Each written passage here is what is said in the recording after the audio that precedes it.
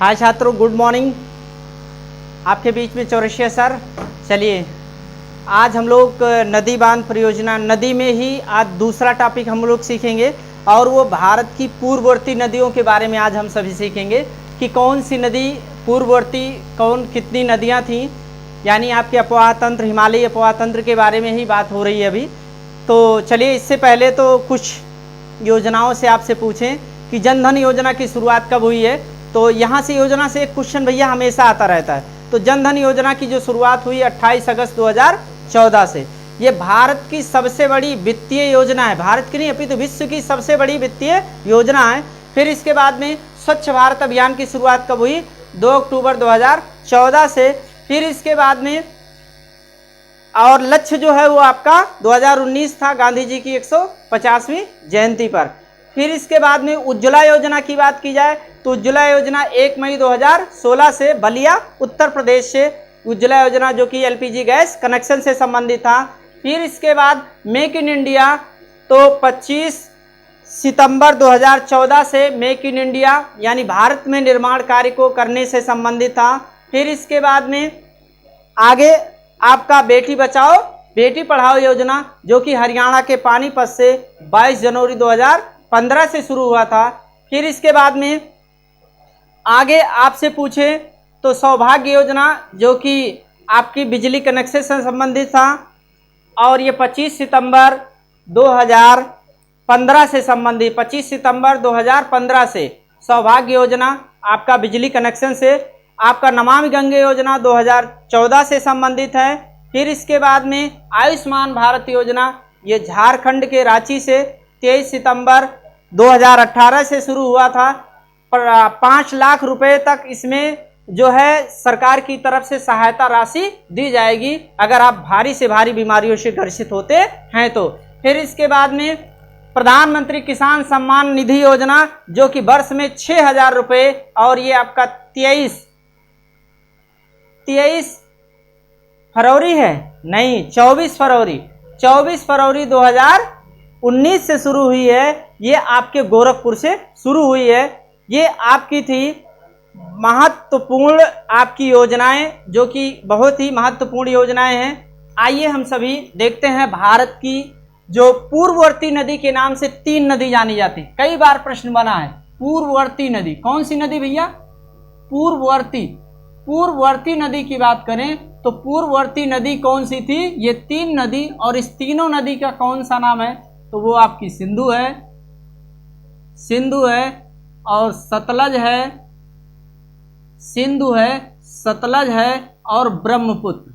सिंधु, सतलज और ब्रह्मपुत्र, ये तीनों नदी हैं जो कि पूर्ववर्ती नदी के नाम से जानते हैं। इसी नदियों के बारे में आज हम लोग थोड़ी सी चर्चाएं करेंगे जो कि एग्जाम में प्रश्न बनते हैं। तो एक एक नदी हम लोग लेते हैं।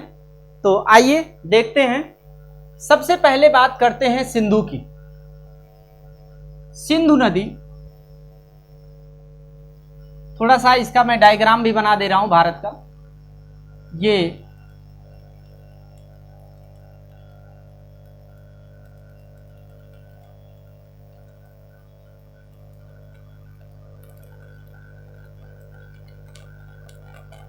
ये आपका मानसरोवर है। कौन सा इलाका है? मानसरोवर इलाका है। और यहीं पे अगर हम लोग बात करें, थोड़ा सा इसे देख लेंगे, बहुत ही महत्वपूर्ण है। तो ये सपोज दैट आपका भारत का मैप है, मान लेते हैं। तो यहां पर अगर हम लोग बात करें तो ये मानसरोवर झील है और यही मानसरोवर झील के पास से ही 3 नदी निकलती हैं, वो पूर्ववर्ती नदी। तो यहां हम सबसे पहले बात करेंगे किसकी भैया? सिंधु की बात करेंगे। किसकी बात करेंगे? सिंधु। और सिंधु ये पूर्ववर्ती नदी, इन तीनों नदी को क्यों कहा जाता है? क्योंकि हिमालय की उत्पत्ति से पहले ये नदियां बहती थी। जहां आज हिमालय है, यहाँ टेथिस नाम का सागर रहता था और इन्हीं नदियों के निक्षेप के कारण ही और आंतरिक बलन के कारण ही यहाँ पर हिमालय जैसी पर्वत श्रृंखला का निर्माण हुआ है, जो कि विश्व की सबसे ऊंची पर्वत श्रृंखला है। और ये सिंधु नदी की लंबाई जो है वो टोटल 2880 है, 2880 किलोमीटर है। और यहीं पर अगर हम लोग बात करें कि सिंधु जल समझौता जो हुआ था वो भारत और पाकिस्तान के बीच 1960 में हुआ था। कब हुआ था भैया? 1960 में। और इसकी जो अन्य सहायक नदियां हैं, इसको ये आपकी सबसे ऊपर आपकी झेलम है, फिर इसके बाद में आपकी चिनाव नदी है, फिर आपकी रावी है, और आपका ब्यास है, और फिर आपका सतलज है। ये आपकी ब्यास नदी है और ये आपकी कौन सी है? सतलज नदी। अब यहां से अगर हम बात करें, ये आपकी हो गई, तो ये इसकी सहायक नदियां। झेलम नदी का जो उद्गम स्थल है, हाँ, इसे सिंधु जल समझौता को देख लीजिए कि 1960 में जो भारत और पाकिस्तान के बीच सिंधु जल समझौता हुआ था विश्व बैंक की अध्यक्षता में, इसमें क्या था कि ये सिंधु, झेलम और चिनाव, ये जो तीन नदी थी, सिंधु, झेलम और चिनाव, ये जो तीन नदी थी, इसका 80% जल कौन यूज करेगा? पाकिस्तान यूज करेगा। और शेष का 20% जल कौन यूज करेगा? भारत यूज करेगा। जबकि रावी, ब्यास और सतलज, इसका जो था, इसका 80% कौन यूज करेगा? भारत यूज करेगा। और बचा हुआ 20% कौन यूज करेगा? पाकिस्तान यूज करेगा। अब यहाँ पर टोटल जो सिंधु की लंबाई कितनी? 2880। उद्गम स्थल कहाँ है? मानसरोवर के पास में, और मानसरोवर के पास में इसका उद्गम स्थल है।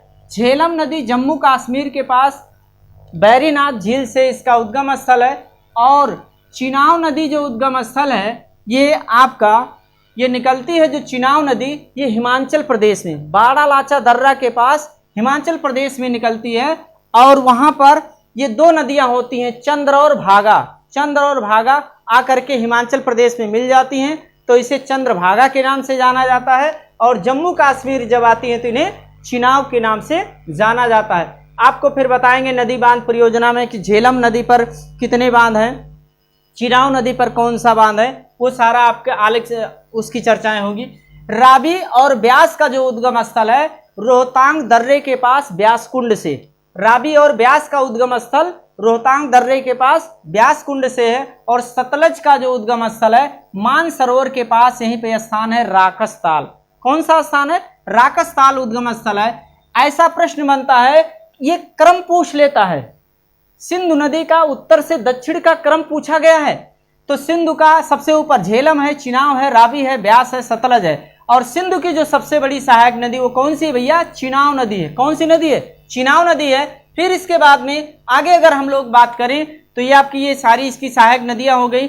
एक प्रश्न और इस पर बनता है कि सिंधु की सहायक नदियों में से किसका उद्गम स्थल भारत से बाहर है? तो नदी कौन सी है? सतलज नदी, इसका उद्गम स्थल भारत से बाहर है। सतलज और ब्यास जहां पर मिलती हैं, इसी पर हरके बैराज है। और इसी हरके बैराज नामक स्थान से ही भारत की सबसे बड़ी नहर निकाली गई है। उस नहर का नाम क्या है? इंदिरा गांधी नहर है। अब ये जो सारी इसकी सहायक नदियां हैं, वो पाकिस्तान में एक स्थान है मिठानकोट में आकर के मिल जाती हैं। इसकी आपकी और अन्य सहायक नदियां हैं, श्योक है, गिलगिट है, अन्य सहायक भी इसकी नदियां हैं, लेकिन मुख्यतः आपकी यही पूछी जाती है। अब एक अन्य नदी की बात करें जो कि ब्रह्मपुत्र नदी। कौन सी नदी? ये भैया आपकी ब्रह्मपुत्र नदी, जो कि मानसरोवर के पास चेम्मायुंगडुंग से निकलती है। और ब्रह्मपुत्र नदी की जो टोटल लंबाई है वो 2900 किलोमीटर है। कितनी है?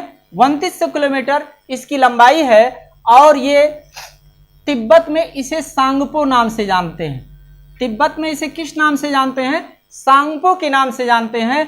अरुणाचल प्रदेश में पूर्वी हिमालय की सर्वोच्च चोटी जिसे नमचा बरवा के नाम से जानते हैं। किसके नाम से? नमचा बरवा के नाम से जानते हैं। और एकाएक यहीं से ये टकराते हुए और दक्षिण को निकल जाती हैं और यहाँ पर ये दिहांग नाम से जानी जाती हैं। कौन सी नदी? आपकी ये ब्रह्मपुत्र नदी। कौन सी नदी है? ब्रह्मपुत्र। ब्रह्मपुत्र नदी, जिसे तिब्बत में सांको के नाम से और एक किस नाम से भारत में प्रवेश करती हैं? अरुणाचल प्रदेश में दिहांग के नाम से प्रवेश करती हैं। इसकी अन्य जो सहायक नदियां हैं, सिसरी है, मानेर है, लोहित है, इसकी अन्य सहायक नदियां हैं। दिवांग, सिसरी, मानेर, लोहित, इसकी किसकी सहायक नदी है? ब्रह्मपुत्र की सहायक नदी है। दिबांग, सिसरी, मानेर, लोहित। अब आगे हम लोग बात करें कि ब्रह्मपुत्र नदी पर जो कि असम की बात करें तो असम में ही जो ब्रह्मपुत्र नदी है, यहीं पर विश्व का सबसे बड़ा नदी द्वीप है और उसका नाम क्या है? माजुली द्वीप। माजुली द्वीप जो कि विश्व का सबसे बड़ा नदी द्वीप है और यहीं पर विश्व का सबसे छोटा नदी द्वीप है जिसका नाम उमानंदा है। उमानंदा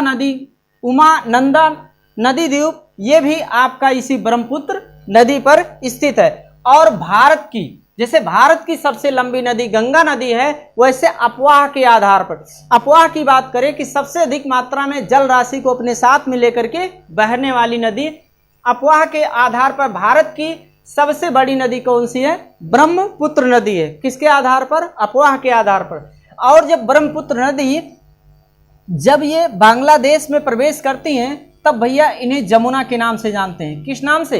जमुना के नाम से। और इधर से गंगा जी आती हैं और गंगा जी जब यहाँ आती हैं तो इन्हें पद्मा के नाम से जानते हैं। किस नाम से?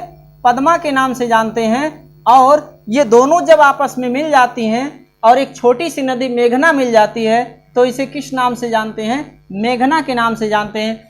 और इसी दोनों नदियों के तट पर विश्व का सबसे बड़ा नदी डेल्टा स्थित है जिसे सुंदरबन डेल्टा के नाम से जाना जाता है। ये आपका नदी से संबंधित, ये पूर्ववर्ती नदी से संबंधित इतना ही महत्वपूर्ण था। अब हम लोग दक्षिण भारत की नदियों के बारे में आपका नेक्स्ट वीडियो बताएंगे।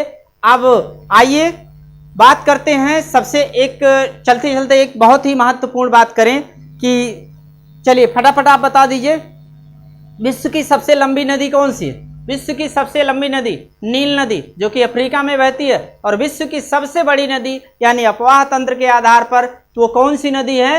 वो नदी है कौन सा? आपकी अमेजन नदी जो कि दक्षिण अमेरिका के अंदर बहती है। और किस देश में सबसे ज्यादा नदी बाढ़ लाती है तो वो देश है कौन सा?